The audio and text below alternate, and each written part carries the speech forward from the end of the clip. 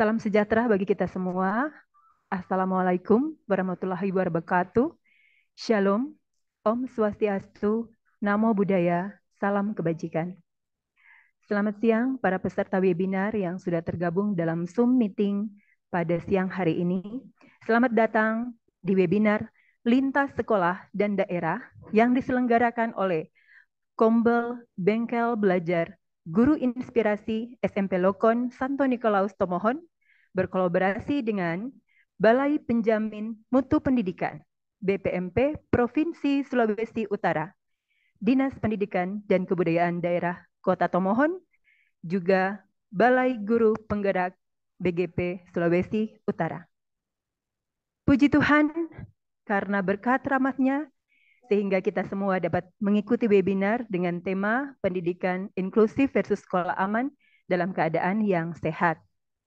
Sebelumnya, izinkan saya memperkenalkan diri. Saya Asri Dungus yang akan memandu Anda sebagai host pada kegiatan webinar siang hari ini. Saat ini juga saya ingin menyapa para pimpinan yang sudah hadir pada saat ini. Yang terhormat Kepala BPMP Provinsi Sulawesi Utara, Bapak Dr. Kandidat Febridian, STM Inftek. Yang terhormat Kepala BGP Provinsi Sulawesi Utara, Bapak Arianto Batara, SP MPD. Yang terhormat Kepala Dinas Pendidikan dan Kebudayaan Daerah Kota Tomohon, Ibu Dr. Juliana Dolvin Karur, MKes, MSI. Yang terhormat Ketua Umum Yayasan Pendidikan Lokon, Bapak Daniel Korompis, PhD, serta pimpinan yayasan yang sudah bergabung dalam webinar ini. Yang terhormat para narasumber webinar, perwakilan BPMP Provinsi Sulut, Bapak Hofni Timpalen, SPD MPD, Kepala Sekolah Widya Wiyata Sidoarjo, Ibu Inaya Sriwardani, SPSI, Kepala Sekolah SPN 11 Serang, Bapak Haji Sanyoto Joko Santoso, MPD, dan Kepala Sekolah SMP Lokon Santo Nikolaus Tomohon, Bapak Martinus Senduk, SSM Home. Mungkin banyak yang sudah tahu ya tentang pendidikan inklusif dan sekolah aman. Tapi bagaimana implementasinya dalam pembelajaran dan dalam pembentukan karakter menjadi tantangan tersendiri bagi kita semua. Nah, kita akan menyaksikan dan mendengarkan tips dan trik dari semua kepala sekolah yang akan berbagi pada webinar ini. Baik, supaya kita tidak penasaran, saya serah acara webinar ini kepada moderator yang merupakan siswi SMP Lokon sekaligus reporter cilik tim jurnalistik untuk memandu jalannya webinar hari ini. Salam hebat dan luar biasa untuk kita semua. Selamat siang Bapak, Ibu, dan teman-teman sekalian. Saya Kirie Kukus. Dan saya Aulia Mamoto akan memandu jalannya webinar di siang hari ini. Saat ini kami akan memulai webinar pendidikan inklusif versus sekolah aman. Selanjutnya kita akan mendengarkan sambutan yang pertama oleh Kepala BPMP Provinsi Sulawesi Utara, Bapak Dr. Kandidat Fen Sarjana Teknik Magister Informatika Teknologi yang sekaligus akan membuka webinar kita pada saat ini. Kepada Bapak Febri disilahkan. Terima kasih atas kesempatannya yang sangat luar biasa ini, teristimewa. Tadi kita sudah didoakan oleh Pastor Anianus Markus. Makasih banyak Pastor atas doanya. Yang saya hormati tentunya Ketua Yayasan Pendidikan Lokon Santo Nikolaus yang saat ini juga hadir, Pak Korompis. Terima kasih banyak atas undangannya. Yang saya hormati Kepala Dinas Pendidikan Kota Tomohon, Bu Dr. Dolvin Karur yang saat ini hadir. Dari BGP Provinsi Sulawesi Utara juga sudah hadir. Kepala SMP Lokon Santo Nikolaus saat ini hadir.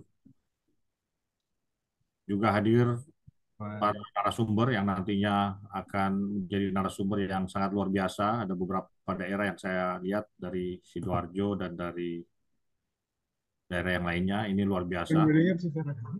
Para peserta kegiatan webinar, adik-adik sekalian, dan intinya Bapak Ibu dari SMP Lokon Santo Pendidikan yang menginisiasi kegiatan ini. Apa yang kita lakukan saat ini suatu hal yang luar biasa. Sekali lagi, pertama-tama tentunya kita bersyukur kepada Tuhan. Selamat siang, sore kepada kita semua. Shalom. Kegiatan hari ini merupakan suatu kegiatan yang sangat penting karena ini menjadi salah satu fokus juga dari negara kita melalui kami di Kemendikbudristek, yaitu pendidikan inklusif. Pendidikan inklusi dan sekolah aman, ya. Kita semua yang hadir saat ini mungkin masih berpikiran bahwa untuk pendidikan inklusi itu adalah suatu pendidikan yang harus dipisahkan. Tapi pada kenyataannya kita semua sadar bahwa tidak boleh ada yang ditinggalkan. No one left behind. Termasuk dalam pembelajaran yang kita lakukan di pendidikan, khususnya di pendidikan yang ada di Indonesia. Kami dari Kemendikbudristek tentunya juga punya harapan yang sama bahwa apa yang kita lakukan di dalam kegiatan pendidikan inklusif ini dapat benar-benar dipahami oleh kita semua, tidak terjadi misi atau konsep yang pemahaman yang keliru tentang pendidikan inklusi. Semua yang hadirin saat ini, pendidikan inklusi itu adalah pendidikan yang mencakup untuk semua peserta didik. Sekali lagi, untuk semua peserta didik, serta semua diberikan dukungan. Diberikan dukungan siapapun mereka yang apapun keadaannya, apapun kemampuan dan persyaratan mereka. Gitu. Jadi tidak dipisahkan. Jadi pendidikan inklusif itu adalah pendidikan yang tidak memisahkan. Ini berarti kita harus memastikan bahwa pengajaran, kurikulum, gedung sekolah, ruang kelas, area bermain, area transportasi, bahkan sampai dengan toilet, itu sesuai untuk semua anak, semua tingkatan. Nah, pendidikan inklusi ini juga berarti semua peserta didik itu belajar bersama-sama. Belajar bersama-sama. Ini tercantum di dalam memorandum yang dikeluarkan oleh kita semua sadar bahwa tidak mudah untuk melakukan ini, dan jika teman-teman di SMP Lokon Santo Nikolaus punya inisiatif untuk ini, saya sangat bangga dan sangat apresiasi. Kami dari Kemendikbudristek, dari Balai Penjaminan Mutu Pendidikan Provinsi Sulawesi Utara, mendukung kegiatan ini, dan kami bahkan secara khusus mengirimkan narasumber khusus bidang ini yang memang menjadi narasumber utama di bidang pendidikan inklusi yang dilatih secara khusus di pusat untuk meneruskan informasi ini ke tingkat daerah di level Provinsi Sulawesi Utara. Nah, ada opsi yang nantinya akan disampaikan, dan ini menguatkan bahwa apa yang dilakukan oleh teman-teman di SMP Lokon ini memang tepat, dan ini merupakan hal yang perlu segera diantisipasi agar kita adil dan merata dalam melakukan pendidikan.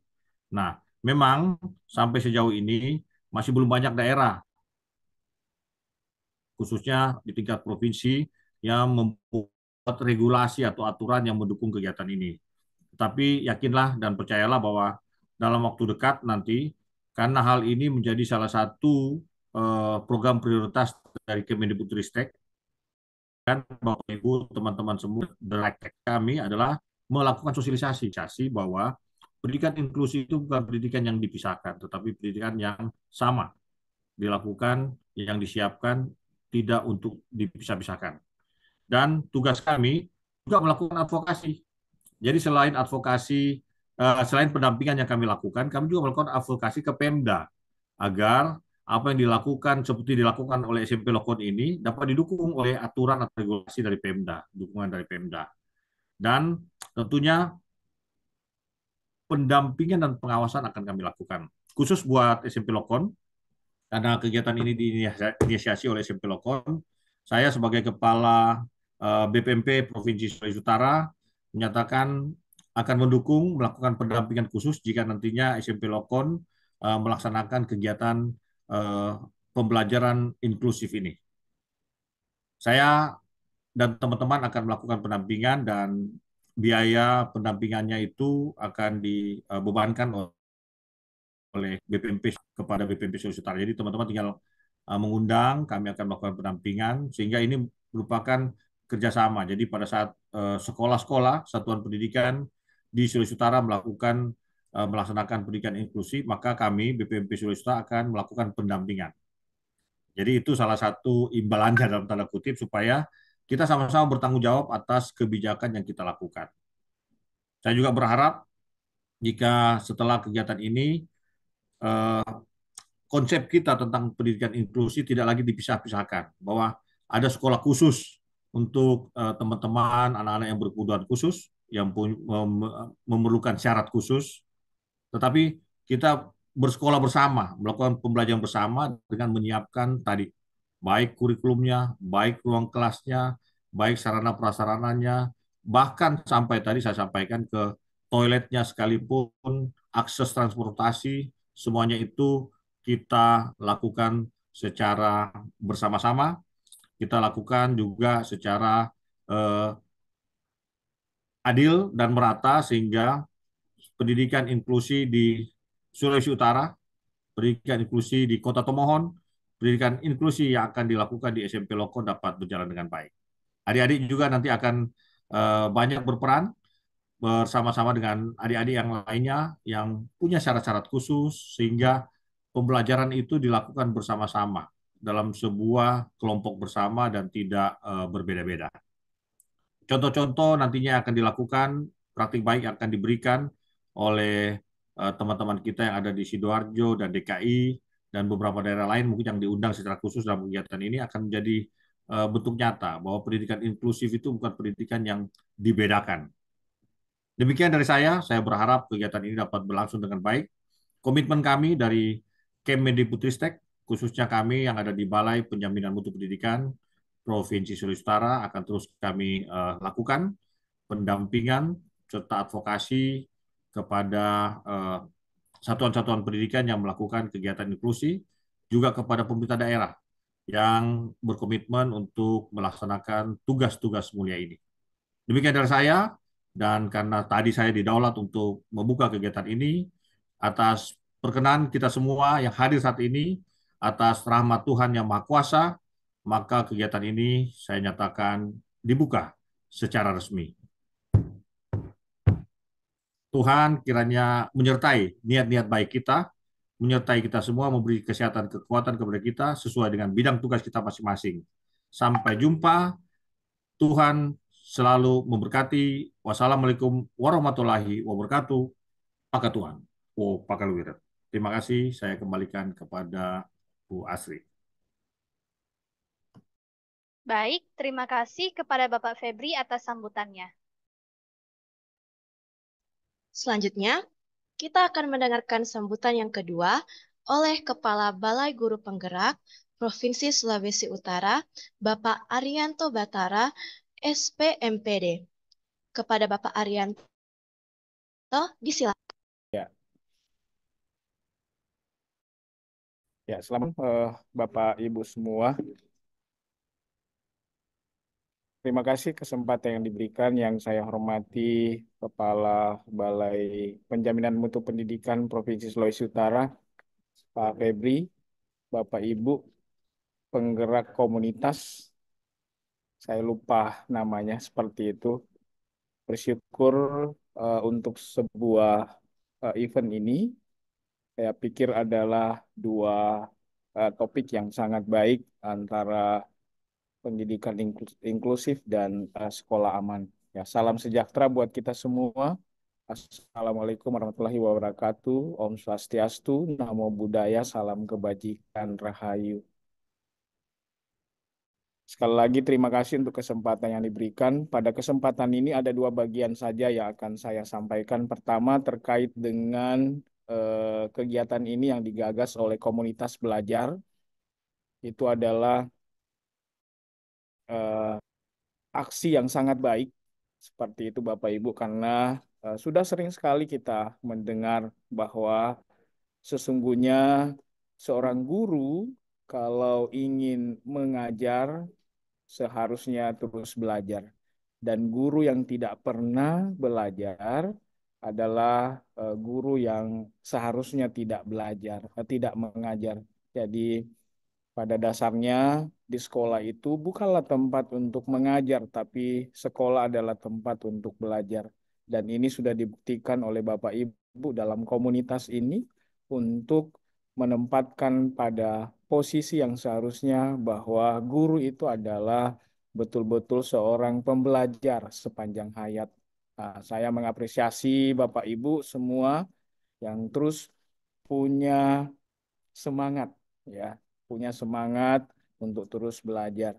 Saya sering menyampaikan ke Bapak Ibu guru semangatnya itu karena kalau di Manado, karena pesertanya mungkin saja bisa dari daerah luar seperti itu ya. Di Manado itu ada satu tarian itu eh, Marina Marina itu kalau menarikan tarian ini maka guru-guru itu sangat semangat. Tetapi itu harus relate, harus sinkron juga dengan eh, aktivitas kita sebagai seorang guru. Di kesempatan ini juga, wah, saya eh, melihat ada Ibu Kadis. Ya, selamat siang Ibu Kadis. Salam sehat selalu. Ya, itu yang bagian pertama, Bapak Ibu. Kemudian yang bagian kedua tentang pendidikan inklusif. Pendidikan inklusif sendiri sebetulnya bukan hal yang baru, ya. Sudah sejak tahun 2009 pemerintah sudah melalui Kementerian Pendidikan sudah mengeluarkan eh, tentang peraturan menteri tentang pendidikan inklusif. Ya, pendidikan inklusif berarti eh, tidak eksklusif, ya. Jadi pendidikan inklusif bukan berarti pendidikan eksklusif. Pendidikan inklusif seperti sendiri bagaimana mengikut sertakan semua, ya. Jadi tidak ada yang seperti orang asing, ya, tetapi mengikut sertakan semua. Sebenarnya pendidikan inklusif tidak melulu merujuk kepada siswa yang berkebutuhan khusus. Ya, kita tahu persis sebenarnya dan melalui kurikulum Merdeka ini sangat kelihatan Bapak Ibu, ya, sangat terasa bahwa dengan adanya semangat pendidikan inklusi maka semua diterima, ya. Kadangkala contoh yang sering saya ambil tentang penting sekali di dalam pembelajaran kita untuk mengetahui latar belakang setiap siswa kita sehingga betul-betul nanti pendidikan yang kita lakukan itu adalah pendidikan yang inklusi, ya. Kita akan lebih tertarik misalnya eh, kepada siswa-siswa yang kemampuan akademiknya lebih baik, ya, kita lebih memberikan semangat dibanding dengan siswa-siswa yang punya bakat seni misalnya. Itu pun tidak inklusi kalau demikian. Ini juga bisa menjadi rekomendasi di sekolah Bapak Ibu sehingga nanti semua potensi siswa itu bisa diakomodir dengan menyiapkan berbagai kegiatan ekstrakurikuler. Ya, ini bagian yang bisa saya sampaikan Bapak Ibu. Tetap semangat untuk detailnya. Ini ada para narasumber, ada juga Bu Kadis, Pak Febri juga mungkin sudah banyak memberikan penguatan seperti itu. Dan mari kita terus bergerak, Bapak Ibu, karena sesungguhnya apa sih yang kita sedang lakukan? Ini bukan tentang kita, Bapak Ibu. Ya, kalau kita tahu bahwa menurut Bappenas nanti 2045 usia bangsa kita itu 100 tahun, maka kita akan mendapatkan bonus demografi. Tapi kalau kita tidak mempersiapkan dengan baik, termasuk memperhatikan bagaimana pendidikan inklusi kita, keamanan sekolah kita, ya, maka kita tidak akan menuai ya bonus itu, tapi justru malapetaka yang kita dapatkan karena anak-anak kita yang kita sedang didik ini adalah mereka yang akan menjadi pemimpin pada masanya. Demikian, Bapak Ibu, terima kasih kesempatan ini sekali lagi. Tuhan memberkati kita semua. Shalom. Assalamualaikum warahmatullahi wabarakatuh. Terima kasih. Baik, terima kasih kepada Bapak Arianto atas sambutannya. Selanjutnya, kita akan mendengarkan sambutan yang ketiga oleh Kepala Dinas Pendidikan dan Kebudayaan Daerah Kota Tomohon, Ibu Juliana Dolphin Karwur, Magister Kesehatan, Magister Sains. Kepada Ibu Juliana, Baik, terima kasih. Salam sejahtera bagi kita sekalian. Shalom. Assalamualaikum warahmatullahi wabarakatuh. Om Swastiastu, Namo Buddhaya, dan salam kebajikan. Mohon izin ya, yang saya hormati, hadir bersama kita Ketua Yayasan Pendidikan Lokon, Bapak Danis. Saya hormati BME, Bapak Kandidat Dokter Bapak Febridian, Kepala BGP Bapak Anto Batara, para narasumber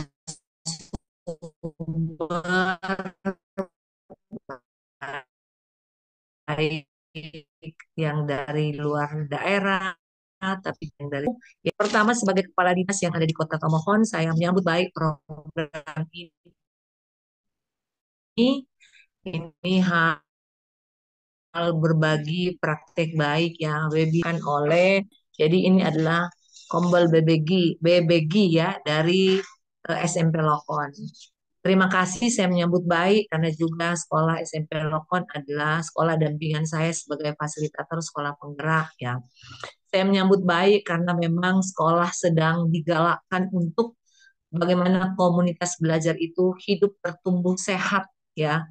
Banyak sekolah punya kombel tetapi tidak bertumbuh baik ya. Kadang-kadang menyerah di tengah jalan ya. Saya sangat mengenal sekolah ini dengan berbagai kombel yang ada, baik kombel dalam sekolah, kombel antar sekolah, tetapi juga uh, antar daring dan sebagainya seperti yang dilakukan oleh sekolah ini. Saya menyambut baik dan memberi apresiasi yang setinggi-tingginya bagi kepala sekolah dan para guru, tapi juga pada yayasan yang memberi perhatian penuh terhadap penyelenggaraan pendidikan di Lokon, yang memberi warna dan arti bagi peningkatan mutu pendidikan yang ada di Kota Tomohon. Bapak Ibu yang saya hormati, yang pasti kita punya narasumber khusus seperti yang disampaikan Pak Febri, dilatih khusus narasumber yang akan melengkapi kita untuk kegiatan webinar ini. Pendek kata bahwa saya mau katakan bahwa seluruh sekolah terbuka untuk program inklusi. Nah, inilah kebijakan Kementerian Pendidikan kita bahwa seluruh sekolah terbuka untuk inklusi. Tetapi belum seluruh sekolah memahami secara penting, secara pasti apa sih esensi pendidikan inklusi di sekolah, Bapak Ibu. Masih juga banyak ya di mana-mana ya, masih juga banyak sekolah inklusi menerima sekolah. Ya, pada dasarnya kan sekolah inklusi itu sekolah yang terbuka, mengakomodir kesempatan pada seluruh peserta didik yang berkebutuhan khusus. Ya, intinya seperti itu, memiliki kelainan tertentu, membutuhkan layanan-layanan. Tetapi juga ada sekolah-sekolah yang suka menerima, tetapi belum dapat memberikan langkah-langkah yang tepat, ya, sehingga bukan tidak mungkin ya, banyak juga tidak sampai selesai ya anak didik kita dengan ABK harus keluar dengan satu dan lain hal. Nah, konsep webinar ini adalah sekolah inklusif versus juga sekolah aman. Saya kira ini berjalan seirisan ya, berbanding lurus ke depan bahwa sekolah yang aman akan memberi perlindungan yang kokoh, sekolah yang akan memberi perlindungan dan memenuhi kebutuhan anak-anak inklusif kita. Jadi memang inilah konsep-konsep kita dalam melakukan transformasi dalam bidang pendidikan. Kita tidak hanya bicara soal kualitas pendidikan, tetapi kita berbicara bagaimana mencapai kualitas pendidikan dengan menciptakan sekolah yang aman. Sekolah kita sekolah yang terbuka dalam pelaksanaan kurikulum Merdeka. Sekolah SMP Lokon adalah sekolah yang eh, apa ya, angkatan 2 ya, tahun kedua ya, pelaksanaan daripada sekolah penggerak. Tahun kedua, tahun ketiga pelaksanaan sekolah penggerak. Sudah betul-betul melakukan transformasi, telah memberikan dampak ya kepada sekolah-sekolah di sekitar, memberikan dampak antar kabupaten kota dengan proyek-proyek yang dapat menjadi best practice bagi sekolah lain. Saya kira ini sangat penting. Nah, saatnya kita betul-betul akan menfokuskan diri bagaimana menciptakan sekolah yang aman. Di dalamnya adalah sekolah yang terbuka untuk sekolah inklusi. Karena ini adalah tugas kita dalam undang-undang dasar, dalam apa ya, undang-undang terkait dengan pendidikan itu jelas ya Bapak Ibu, bahwa setiap anak berhak mendapatkan layanan pendidikan, baik sehat, sakit, cacat atau tidak cacat, maka kita semua memiliki tanggung jawab moral yang sama untuk mencerdaskan anak bangsa. Saya sangat tertarik tadi dengan kata Bapak Arianto, kepala BGP tadi, yang mengatakan bahwa kalau guru mau mengajar, guru harus belajar. Kalau guru tidak mau belajar, maka janganlah dia mengajar. Itu tepat ya. Bahwa banyak orang suka jadi guru, banyak orang suka mendapatkan sertifikasi, banyak orang mendapatkan gaji, meminta gaji yang cukup, tetapi banyak guru tidak mau bertransformasi, tidak mau berubah, tidak mau berinovasi. Kita sedang mencapai apa yang disebut dengan 6 dimensi profil pelajar Pancasila. Tetapi harus dimulai dari guru ya, pokoknya adalah guru. Kalau ingin anak didik kita berinovasi, maka guru harus berinovasi. Kalau kita ingin anak kita kritis, maka guru harus memiliki nilai kritis dan lain sebagainya. Maka saatnya kita terus belajar. Maka Kombel ini akan senantiasa membuka wawasan kita. Terima kasih sudah melibatkan anak didik kita, karena memang dalam kurikulum Merdeka ya, kita memberdayakan dengan pendekatan aset. Anak-anak kita boleh memfasilitasi, boleh bersama-sama dengan guru, bersama-sama dengan Kombel, hadir di sini juga para orang tua. Banyak orang tua murid yang bergabung. Jadi mari Bapak Ibu orang tua kita terus bergandengan tangan. Karena pendidikan itu tidak dapat hanya dilakukan sepihak oleh orang pendidikan, tetapi secara bersama-sama dengan masyarakat, dengan orang tua, kita bangun pendidikan, kita berupaya mencapai apa yang menjadi harapan anak didik kita. Terima kasih SMP Lokon telah bersama mengemas ini.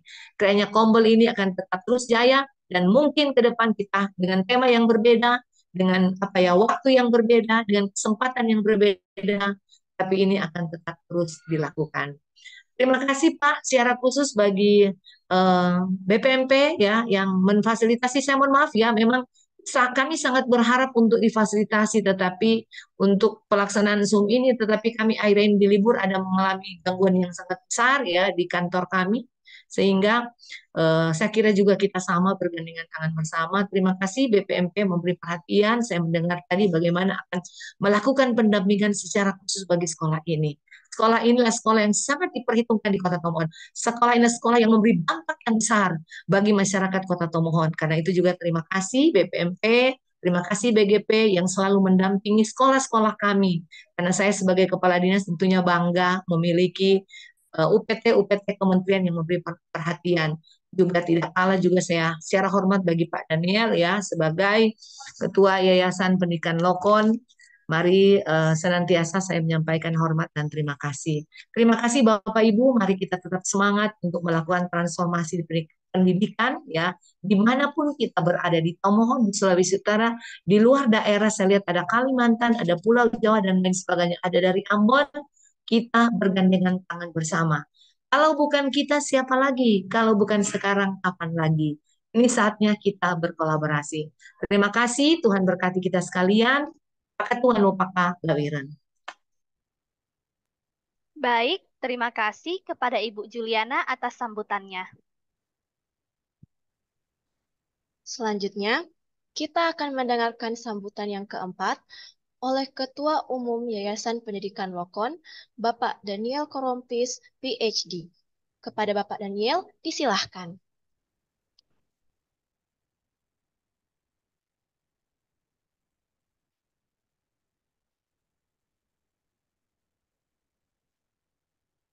Selamat siang, Bapak Ibu sekalian. Um, Assalamualaikum warahmatullahi wabarakatuh. Salam sejahtera bagi kita semua. Shalom, Om Swastiastu, Namo Buddhaya, salam kebajikan. Yang terkasih Bapak Febri Dian, Kepala BPMP Sulut. Yang terkasih Bapak Arinanto Butara, Kepala BGP Sulut. Yang terkasih Ibu Dr. Juliana Dolphin Karwur, Kepala Dinas Pendidikan dan Kebudayaan Daerah Kota Tomohon. Yang terkasih para guru, orang tua, murid-murid, dan peserta webinar pada hari ini. Topik kita hari ini adalah pendidikan inklusif versus sekolah aman. Kita tahu bahwa pendidikan inklusif merupakan pendidikan yang terbuka pada siapapun dengan latar belakang berbeda, kemampuan fisik, mental, dan psikis yang berbeda pula, yang kita kenal dengan anak berkebutuhan khusus. Artinya, sekolah harus menyiapkan fasilitas untuk menerima murid dengan kondisi dan situasi mereka yang berbeda-beda, yang cakupannya dari murid cerdas bakat istimewa sampai murid disabilitas atau difabel. Sebuah prinsip yang harus kita pegang sebagai pendidik, disability does not mean inability. Murid difabel itu mempunyai kemampuan, dan tugas kita adalah untuk menggali kemampuan dan bakat bawaan mereka untuk menciptakan masyarakat di mana para difabel ikut berpartisipasi. Kita juga menyadari bahwa perbedaan itu membuka peluang adanya perundungan dan kekerasan, baik melalui kata-kata, sikap, perilaku, psikis, dan sebagainya. Contohnya, di sekolah ada anak yang menonjol kemampuan berbahasa Inggrisnya, namun teman-temannya yang tidak bisa berbahasa Inggris malah justru mengejeknya dan merundungnya. Akhirnya anak ini tidak bisa mengembangkan kemampuannya secara maksimal. Perundungan dan kekerasan juga bisa dialami oleh mereka yang berbeda, seperti cacat, disabilitas mental, dan lainnya. Sekolah aman berarti sekolah yang jauh dari perundungan dan kekerasan, sehingga murid bisa merasa nyaman dan bebas kreatif mengembangkan kemampuannya sesuai bakat minatnya. Pendidikan inklusif yang sukses memerlukan sekolah yang aksesibel dalam hal komunikasi. Contohnya, kesediaan sumber daya bahasa isyarat dan buku-buku braille bila diperlukan. Juga infrastruktur fisik seperti lereng jalan, masuk ke gedung-gedung, dan toilet yang memadai. Guru-guru juga perlu dilatih dan dilengkapi dengan material dan kemampuan mengajar alternatif. Kita perlu memfasilitasi kebutuhan murid yang beragam, agar murid bisa berkembang bebas, aktif, berani, nyaman, dan setara, agar menjadi sosok pelajar profil Pancasila. Ini memang membutuhkan perjuangan dan proses panjang untuk mewujudkannya.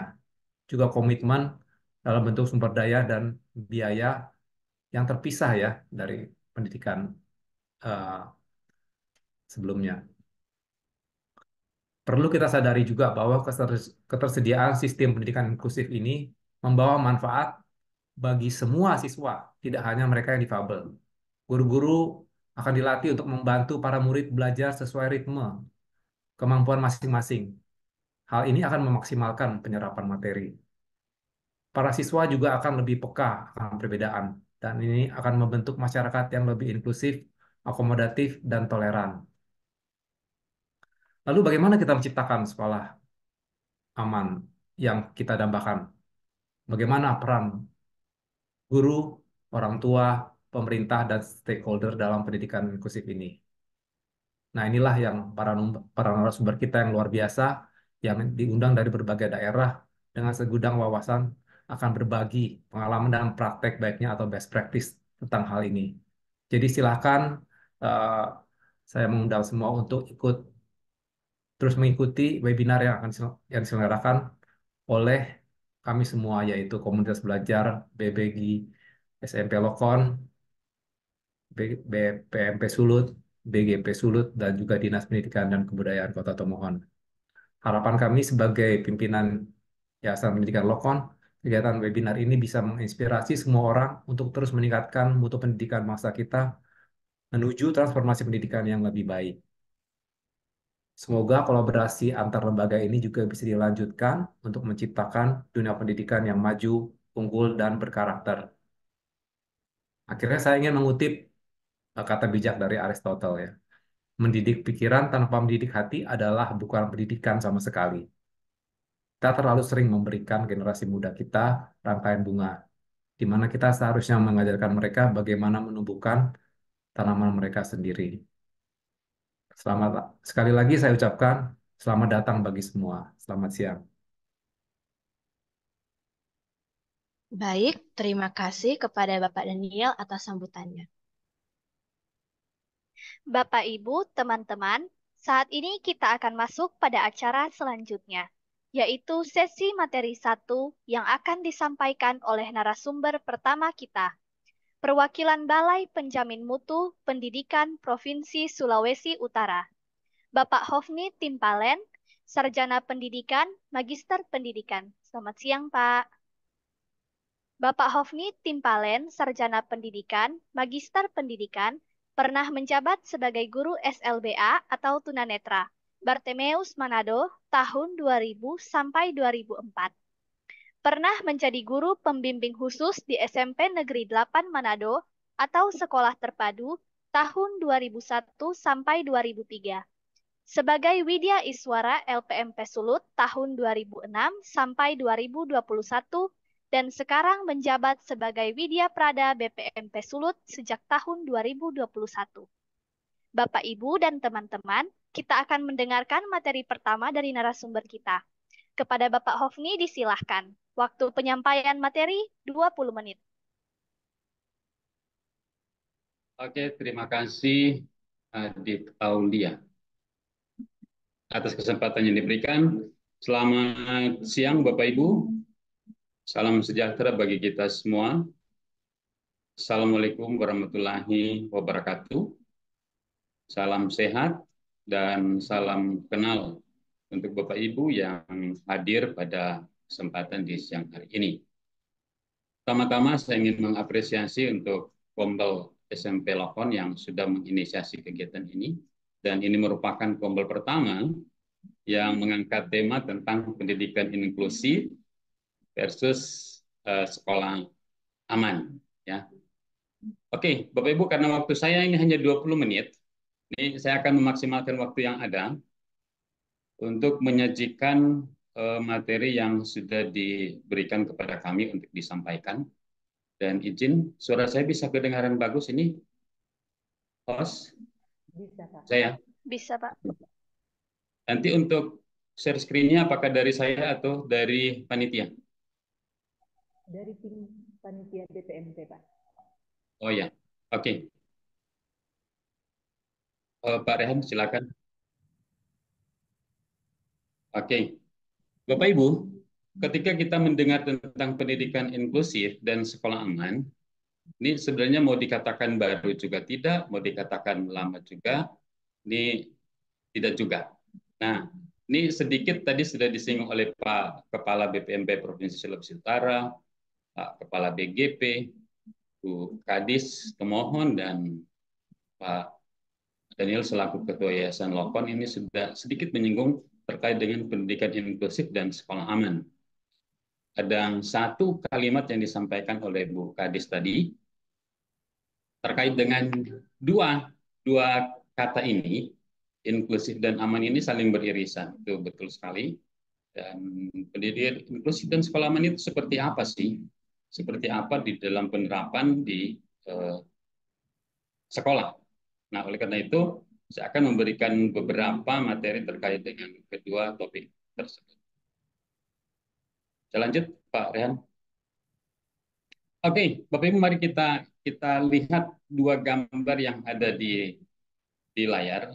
Ini ada gambar yang satu begitu beragam, dan gambar satu ini lapangan hijau yang begitu monoton. Nah, Bapak Ibu, masing-masing dari kita memiliki pilihan yang berbeda terkait gambar yang saya tampilkan ini. Ada orang yang suka dengan satu nuansa alam saja, warna hijau. Kemudian ada yang lebih senang itu dengan nuansa yang berwarna. Ya, ada macam-macam bunga di sana, tetapi ditata dengan begitu rapi, sehingga orang ketika datang ke tempat tersebut lebih tertarik untuk melihat taman tersebut. Nah, bagaimana dengan dunia pendidikan? dulunya di sekolah Bapak Ibu. Bapak Ibu sulit sekali untuk menemukan bahwa di satu sekolah itu memiliki siswa-siswanya memiliki kemampuan yang sama atau homogen. Ini agak sulit. Sekalipun itu adalah kelas kalau dulu kita mengenal ada kelas akselerasi, kelas khusus untuk anak-anak yang pintar, itu juga belum tentu kemampuan mereka juga itu beragam. Kemampuan mereka itu sama, tentu berbeda-beda. Nah, pendidikan inklusif ini memberikan warna yang berbeda di dalam dunia pendidikan. Tadi Pak Kepala BGP Sulut sudah mengatakan bahwa pendidikan inklusif ini bukan hal yang baru, itu betul, karena sudah dari tahun 2000-an, bahkan tahun 98 akhir itu, sekolah inklusi ini, pendidikan inklusif ini sudah digaungkan. Nah, permasalahannya tidak ditindaklanjuti secara konsisten. Nah, beruntung di tahun-tahun saat ini, pendidikan inklusif ini sudah mulai digaungkan lagi. Ya, mudah-mudahan ke depan dengan kolaborasi komunitas belajar, kolaborasi dengan UPT, dengan Dinas Pendidikan, yayasan, ini akan memberikan sebuah peluang baru untuk eksisnya pendidikan inklusif. Khususnya di Sulawesi Utara, lebih khusus lagi di Tomohon, karena ini Tomohon yang pertama untuk menggagas kegiatan ini. Oke, lanjut Pak Rehan. Untuk lebih memahami seperti apa sih perbedaan antara sekolah inklusif ini atau pendidikan inklusif ini dan sekolah aman, mari kita perhatikan dua konsep berikut ini. Nah, seperti saya katakan tadi mengutip dari pernyataan Bu Kadis bahwa pendidikan inklusif itu saling beririsan, itu betul, karena dua hal ini saling melengkapi dalam pembelajaran di sekolah maupun di lingkup sekolah secara keseluruhan, termasuk masyarakat yang ada di sekitar sekolah. Nah, kalau kita lihat dari konsep sekolah aman ini, itu dikatakan bahwa ini sekolah yang bebas dari gangguan, hambatan, ancaman, dan bahaya untuk peserta didik dan orang-orang di lingkungannya.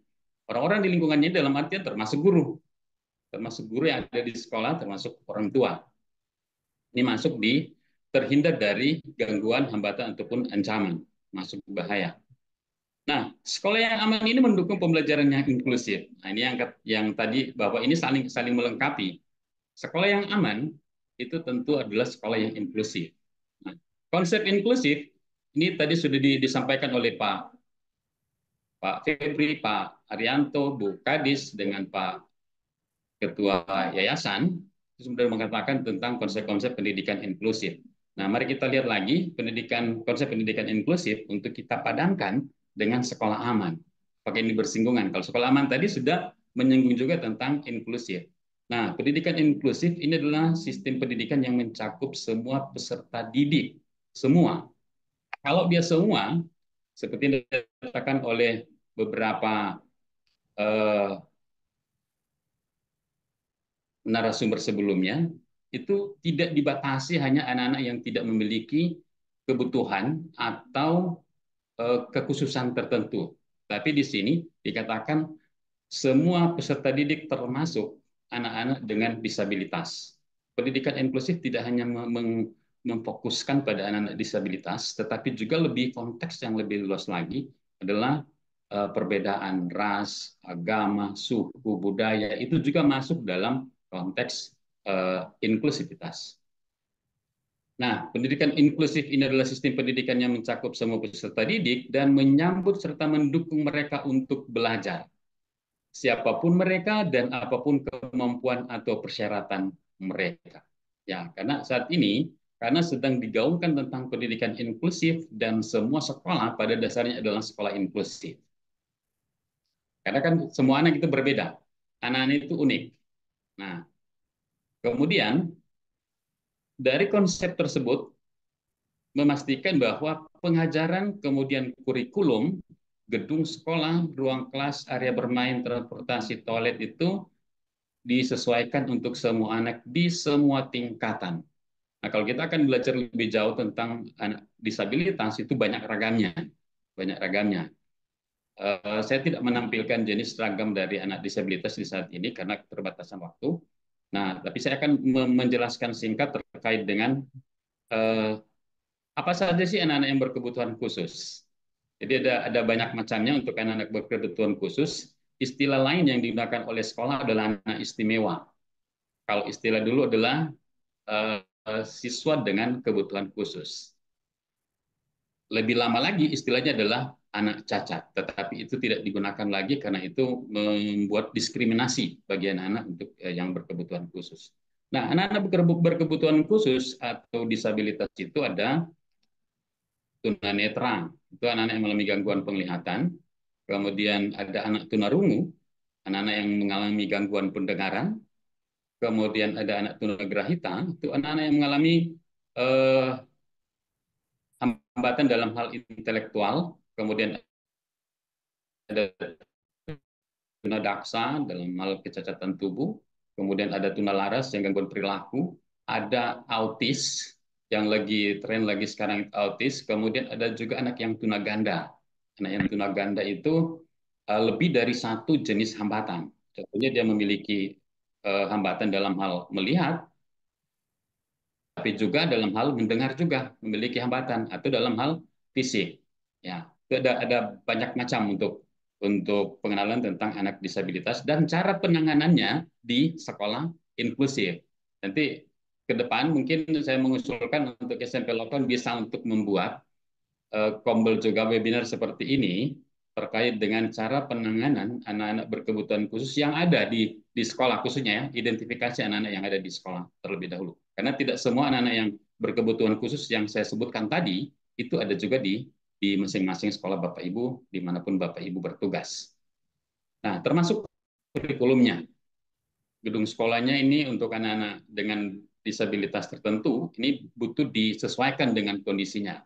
Ya, tadi sudah disampaikan oleh Pak Daniel, Ketua Yayasan Lokon. Ya, untuk anak-anak yang menggunakan kursi roda kan harus disiapkan juga akses untuk dilalui oleh kursi roda. Nah, kemudian UNICEF di tahun 2017 mengatakan bahwa pendidikan inklusif berarti semua peserta didik belajar bersama di sekolah dan di kelas yang sama. Ya, di kelas yang sama. Jadi mau anak tunanetra, tunarungu, tunadaksa, dan lain-lain, anak disabilitas itu bisa belajar bersama dengan anak-anak reguler lainnya di sekolah reguler. Nah, dari dua konsep ini, kalau kita perhatikan bersama, ini saling sangat erat kaitannya, ini saling mendukung. Di mana sekolah itu kalau sudah aman, pasti inklusif juga dapat di sekolah tersebut. Meskipun sekarang pendidikan inklusif, orang bisa mendengar atau mengerti tentang inklusif, tetapi bagaimana penerapannya di sekolah itu belum tentu semua sekolah bisa mampu untuk menerapkan itu. Kita mau menghindari diskriminasi, tetapi juga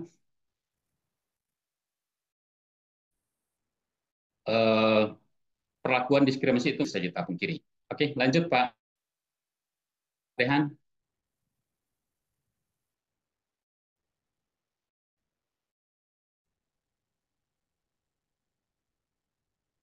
Oke, nah Bapak Ibu, karena pendidikan inklusi saat ini sedang digaungkan begitu nyaring sampai di daerah pun didorong untuk membuat regulasi terkait dengan unit layanan disabilitas atau disingkat ULD.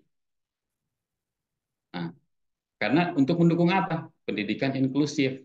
Kalau pendidikan inklusif bisa diterapkan, maka sekolah aman pun pasti bisa diterapkan. Nah, mengapa pendidikan inklusif? Di sini ada 10 alasan yang mendasari kenapa pendidikan inklusif itu perlu dilakukan. Yang pertama, semua anak mempunyai hak untuk belajar bersama. Jadi tidak melihat kondisi kekurangan ataupun hambatan yang dimiliki oleh anak. Semua memiliki hak untuk belajar bersama. Kedua, anak-anak tidak harus diperlakukan diskriminatif. Nah, ini jelas. Dan yang ketiga, para penyandang disabilitas menuntut segera diakhiri sistem segregatif. Sistem segregatif ini adalah semacam anak-anak penyandang disabilitas ini belajar atau sekolah di tempat tersendiri. Nah, contohnya saat ini adalah SLB. sekolah luar biasa. Nah, itu termasuk dari sistem segregatif. Artinya anak-anak dengan kemampuan atau hambatan tertentu itu punya sekolah sendiri. Kalau kita lihat di Sulawesi Utara ini, ataupun di daerah-daerah di provinsi di Indonesia ini, ada yang namanya SLBA. Artinya sekolah luar biasa khusus untuk menangani anak-anak yang hambatan penglihatan.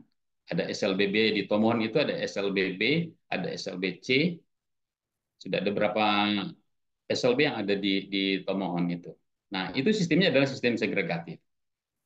Yang berikutnya adalah tidak ada alasan yang sah untuk memisahkan pendidikan bagi penyandang disabilitas. Karena perintah undang-undang bahwa semua anak ini memiliki hak yang sama. Jadi mereka bisa bersekolah dan belajar di sekitar tempat tinggal anak. Jadi prinsip dari pendidikan inklusif itu adalah anak-anak itu bisa bersekolah di sekolah terdekat dengan tempat tinggal anak. Dan sekolah tidak boleh menolak karena ada peraturan yang mengaturnya itu. Nah, kecuali dalam kondisi-kondisi tertentu dengan pertimbangan-pertimbangan ada rekomendasi dari dokter, nah itu bisa dipertimbangkan lagi. Kemudian yang kelima itu adalah prestasi akademik dan sosial penyandang disabilitas di sekolah integratif lebih baik daripada di sekolah umum. Ini bagian yang kelima, mengapa pendidikan inklusif itu penting untuk dilakukan di Indonesia termasuk yang ada di Sulawesi Utara. Lanjut Pak Rehan.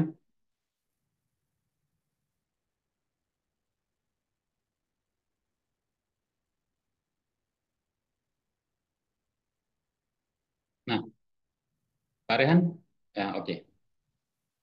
Nah, berikutnya Bapak Ibu, pembelajaran di sekolah segregatif dapat dilaksanakan di sekolah umum.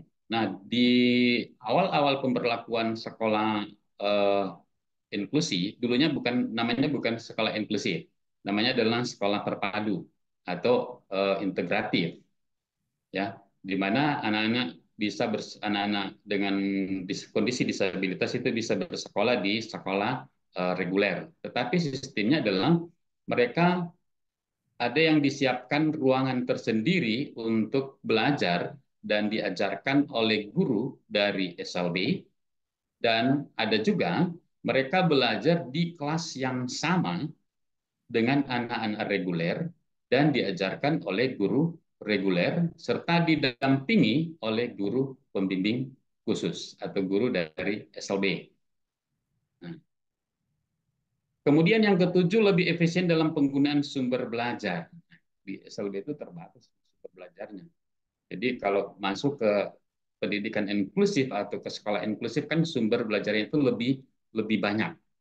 Maka pendidikan inklusif itu dilakukan agar supaya penggunaan sumber belajar ini lebih banyak dan bisa dimanfaatkan oleh anak-anak dengan hambatan tertentu. Yang berikutnya adalah sistem segregatif atau terpisah. Belajar terpisah ini dapat membuat anak banyak berprasangka dan rasa cemas. Nah, tidak nyaman ketika belajar, ketika mereka selesai pendidikan nanti, mereka itu akan masuk ke dunia masyarakat yang lebih luas. Nah, sedini mungkin ketika mereka bersekolah, itu mereka diarahkan untuk bisa bergaul atau bisa berkomunikasi dengan teman-teman yang lain, sehingga kesiapan mental dari anak-anak disabilitas tersebut itu bisa disiapkan lebih awal. Kemudian semua anak memerlukan pendidikan yang membantu mereka berkembang untuk hidup dalam masyarakat. Masuk kemampuan untuk bersosialisasi, itulah hal yang utama yang perlu kita tanamkan kepada anak-anak dengan kondisi disabilitas. Dan yang terakhir, mengapa pendidikan inklusif itu penting? Pendidikan inklusif ini berpotensi untuk mengurangi rasa kekhawatiran, membangun rasa persahabatan, saling menghargai dan memahami. Ya, awal-awalnya ketika penerapan pendidikan inklusi ini pasti akan membuat suasana jadi agak canggung, baik ke gurunya maupun siswanya, termasuk orang tua. Ya, ketika awal penerapan ini walaupun belum namanya inklusif, tetapi namanya masih terpadu, itu banyak protes juga dari orang tua. Wih, kenapa anak ini dimasukkan di sekolah kami? Nanti ketika dia masuk, anak kami akan terimbas. Wah, ini kan suatu hal yang tidak mungkin terjadi. Masa anak tunanetra yang masuk ke sekolah, ke SMP contohnya, itu nanti akan menularkan tunanetranya itu ke anak-anak yang lain. Itu kan anggapan-anggapan yang keliru, ya. Jadi, tapi itu tidak bisa kita hindari. Kita perlu memberikan penjelasan kepada orang tua, kemudian kepada guru juga termasuk, dan kepada anak-anak atau peserta didik tentang kehadiran anak-anak dengan kondisi seperti itu. Oke, lanjut Pak Rian. Nah, ini implementasi kurikulum baik di sekolah segregasi, reguler maupun inklusi. Ini ada tiga jenis sekolah ya. Kalau sekolah segregasi, maka kurikulum yang digunakan itu adalah menggunakan kurikulum bagi anak-anak yang berkebutuhan khusus. Itu punya kurikulum sendiri. Kalau sekarang kita di kurikulum Merdeka, maka capaian pembelajaran mereka itu punya capaian pembelajaran tersendiri untuk anak-anak yang di sekolah khusus atau lebih kita kenal dengan SLB. Nah, lambat laun ada istilahnya sekolah reguler. Ini yang saya katakan tadi, sekolah integrasi, sekolah terpadu. Itu saya 2 tahun di SMP Negeri 8 Manado. Di tahun 2001 itu ada 6 sekolah SMP, jenjang SMP itu yang jadi SMP piloting untuk penerapan integrasi di seluruh Indonesia. Hanya 6. Dan salah satunya itu ada di Sulawesi Utara, di SMP Negeri 8 Manado. Itu yang dijadikan sekolah integrasi. Sekolah integrasi. Nah, kurikulum yang digunakan di sana adalah kurikulum reguler. Kalau sistemnya adalah sekolah terpadu integrasi. Jadi anak-anak disabilitas, mau tunanetra, tunarungu dan lain sebagainya itu harus beradaptasi dengan kurikulum yang diberlakukan di sekolah tersebut. Ini kalau yang kedua ya, ini yang tingkatan kedua, yang integrasi, sekolah integrasi, yang di mana ada anak-anak disabilitas bersekolah di sana. Nah, yang ketiga yang sekarang kita sedang bahas tentang sekolah inklusi. Sekolah inklusi di mana kurikulum itu beradaptasi pada anak disabilitas. Ya. Jadi kurikulum yang ada di sekolah itu beradaptasi dengan anak disabilitas. Tetapi tidak semua juga anak disabilitas itu bisa dibuatkan dimodifikasi kurikulumnya. Kita lihat kemampuannya. Kalau kemampuannya sama dengan anak-anak yang lain, maka anak tersebut bisa menggunakan kurikulum di sekolah reguler. Tetapi jika anak tersebut mengalami hambatan dalam menyesuaikan dengan kurikulum yang ada di sekolah reguler, maka sekolah perlu melakukan adaptasi kurikulum berdasarkan kondisi atau kemampuan siswa di sekolah. Nah, di kurikulum Merdeka kita mengenal dengan istilahnya pembelajaran terdiferensiasi. Itu juga adalah bagian dari inklusif. Ya. Jadi di kurikulum Merdeka ini sudah mengarahkan juga ke inklusif karena semua anak itu berbeda, memiliki karakteristik yang berbeda dan setiap anak itu unik ataupun setiap anak itu istimewa. Oke, lanjut Pak Rehan.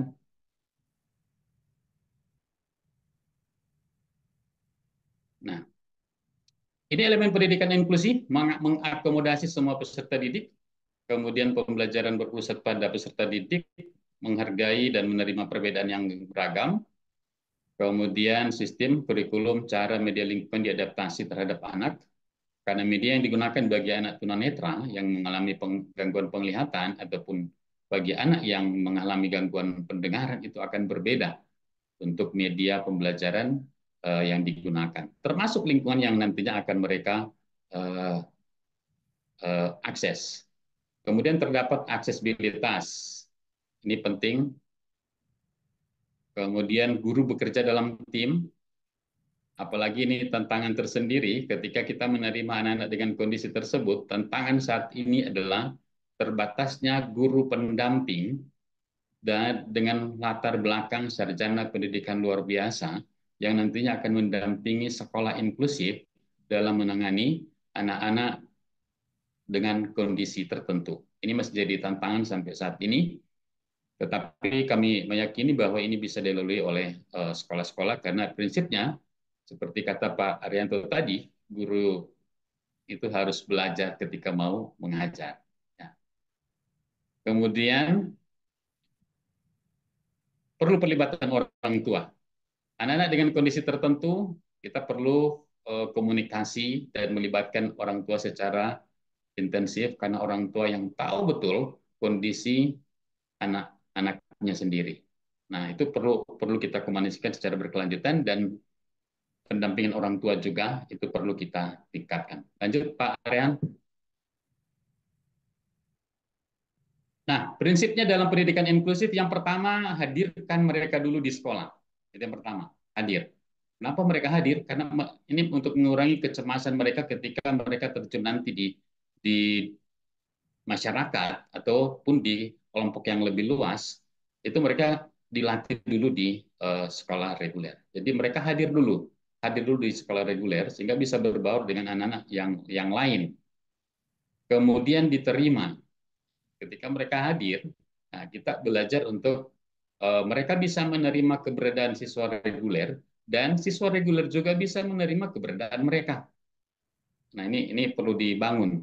Kalau mereka sudah diterima, maka tingkatan selanjutnya adalah mereka bisa berpartisipasi di dalam pendidikan di sekolah inklusif. Kalau mereka sudah berpartisipasi, itu tingkatan selanjutnya adalah mereka bisa menunjukkan prestasi. Karena tidak semua anak disabilitas itu juga terlambat dalam hal intelektualnya, tapi mereka juga normal bahkan lebih pintar dari anak-anak reguler pada umumnya. Jadi ini prinsip dalam pendidikan inklusif, hadir dulu, terima dulu, kemudian mereka akan berpartisipasi sekaligus berprestasi. Lanjut Pak Rian. Nah, Bapak Ibu, hubungannya dengan sekolah aman. Ini kan dia saling sangat beririsan tadi. Ketika sekolah itu sudah jadi sekolah inklusif, harapannya sekolah itu aman. Ya, meskipun sekolah inklusif belum tentu sekolahnya aman. Tapi kalau sekolah aman, menurut saya itu pasti inklusif itu akan terbangun di sana. Nah, ini saling berhubungan. Karena di sekolah aman ini konsepnya adalah sekolah yang bebas dari gangguan. Berarti ketika anak disabilitas hadir di sana, maka tidak ada gangguan, tidak ada bullying di sana, tidak ada diskriminatif di sana. Hambatan, berarti aksesnya untuk kursi roda ada jalannya, kemudian untuk anak-anak dengan kondisi tertentu yang butuh toilet tersendiri juga disediakan di sekolah. Tidak ada ancaman ataupun bahaya untuk peserta didik dan orang-orang di lingkungannya, termasuk ancaman terhadap guru. Ancaman terhadap guru. Nah, sekolah yang aman mendukung pembelajaran yang inklusif, nyaman, bersih, sehat, dan hijau, sehingga dapat memberikan lingkungan belajar yang positif dan berkualitas bagi anak. Kemudian lanjut. Nah, ini ada 12 kriteria sekolah aman. Nah, Bapak Ibu silakan menggunakan 12 kriteria ini untuk menunjukkan apakah sekolah Bapak Ibu masuk kategori sekolah aman. Yang pertama, struktur bangunan kokoh, lokasi strategis, dan aksesnya mudah. Ya. Yang kedua, makanan yang dijual di sekolah itu bersih dan sehat. Fasilitas yang tersedia di sekolah itu ramah anak dan nyaman digunakan, apalagi dengan anak disabilitas ini.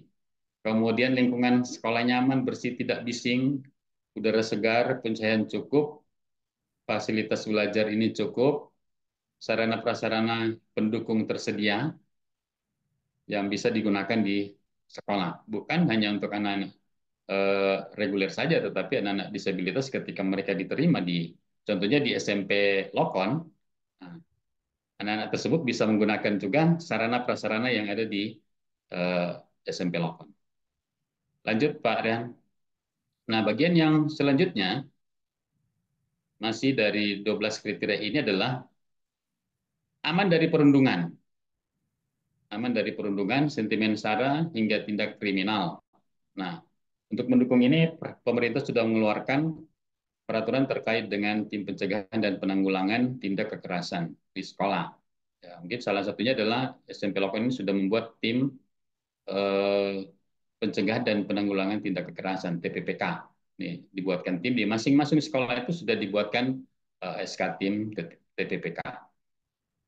Karena mencegah apa? Ini perundungan. Karena dari perundungan ini bisa memicu sampai pada tindakan kriminal.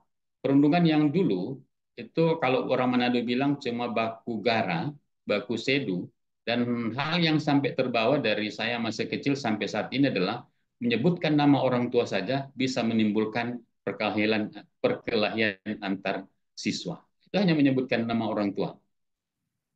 Dan itu masih berlaku sampai sekarang. Anak merasa aman untuk bebas berekspresi, kemudian sekolah menerapkan cara belajar yang menyenangkan, hubungan sosial guru dengan siswa, guru dengan guru, siswa dengan siswa, serta orang tua dan keluarga sekolah harmonis. Ya. Kemudian sekolah memiliki program aktif yang mendukung pengembangan potensi siswa, dan yang terakhir itu adalah sekolah menerapkan pendidikan karakter yang terintegrasi. Ini 12 kriteria sekolah aman versi Kemendikbud yang dikeluarkan di tahun 2020 untuk kriteria sekolah aman. Lanjut pada yang terakhir, untuk mendukung sekolah inklusif dan sekolah aman, apa sih peran dari UPT, Dinas Pendidikan dan pemerintah daerah tingkat provinsi maupun kabupaten kota? Nah, dari UPT di Sulut ini ada 3 UPT, 4 UPT, tapi 3 ini sangat berkaitan erat dengan pendidikan, termasuk di sekolah, yaitu BPMP Provinsi Sulawesi Utara. Yang kedua itu yang kedua adalah Balai Guru Penggerak, kemudian ada Balai Bahasa. Itu adalah 3 UPT yang paling banyak bersentuhan dengan dunia pendidikan, termasuk di sekolah, apalagi BPMP dengan BGP. Nah, di sini kami memiliki peran adalah melakukan sosialisasi terkait perlunya regulasi dan kebijakan Pemda yang ramah pendidikan inklusif. Nah, di Sulawesi Utara ini sudah ada turunan, sudah ada regulasi tentang pendidikan inklusif. Jadi kabupaten kota tinggal menurunkan saja dari peraturan yang sudah dikeluarkan oleh provinsi. Kemudian melakukan advokasi pada Pemda agar membuat regulasi terkait pendidikan inklusi. Ini bagi daerah yang belum memiliki regulasi. Nah, sekarang peran Dinas Pendidikan. Ini kolaborasi antara UPT, Kemendikbudristek yang ada di daerah, dengan pemerintah daerah, dalam hal ini diwakili oleh Dinas Pendidikan, itu adalah membuat regulasi dan kebijakan yang baik terkait pendidikan inklusif. Termasuk tadi yang saya sebutkan adalah membuat unit pelayanan disabilitas yang berlokasi di kantor dinas pendidikan. Jadi dia tidak membuat UPT sendiri, tetapi dia terintegrasi di dalam dinas pendidikan tersebut. Apa sih manfaat dari unit layanan disabilitas? Itu adalah semacam ruang konsultan bagi sekolah ketika mereka mengalami hambatan atau permasalahan dalam menangani anak-anak disabilitas saat pembelajaran di dalam kelas. Karena di ULD ini nanti akan ditempati oleh ahli di bidang PLB, minimal sarjana pendidikan luar biasa, kemudian ada dokter, ada psikolog, ada psikiater. Yang nantinya akan sama-sama mendukung terkait dengan pendidikan inklusif. Kemudian peran dinas adalah melakukan pendampingan pengawasan satuan pendidikan inklusif terkait dengan pelaksanaan kebijakan ataupun regulasi.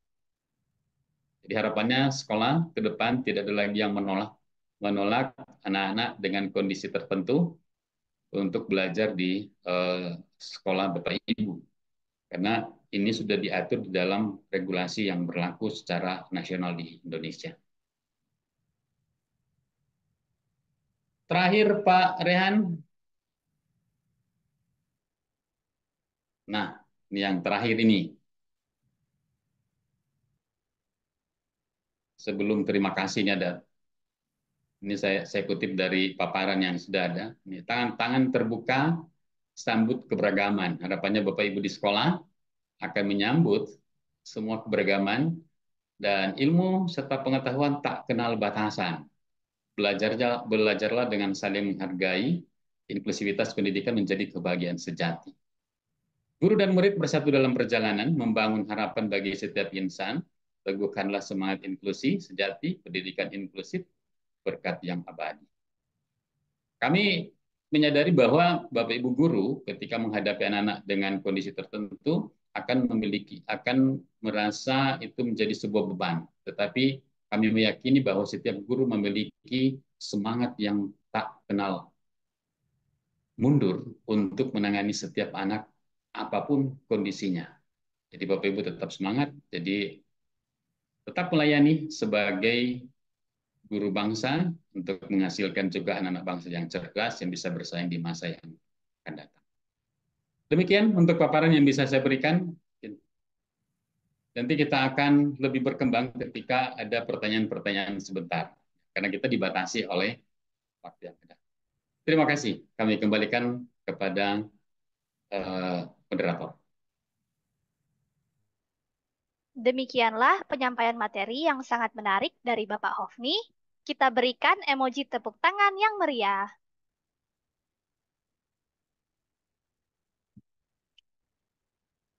Materi yang telah kita dengarkan tadi, saya yakin menginspirasi kita untuk memahami lebih dalam mengenai pendidikan inklusif dan sekolah aman, serta lebih memahami kebutuhan dan hak siswa-siswi berkebutuhan khusus, sehingga dapat menghindarkan siswa-siswi berkebutuhan khusus dari pembulian, maka terbentuklah sekolah aman.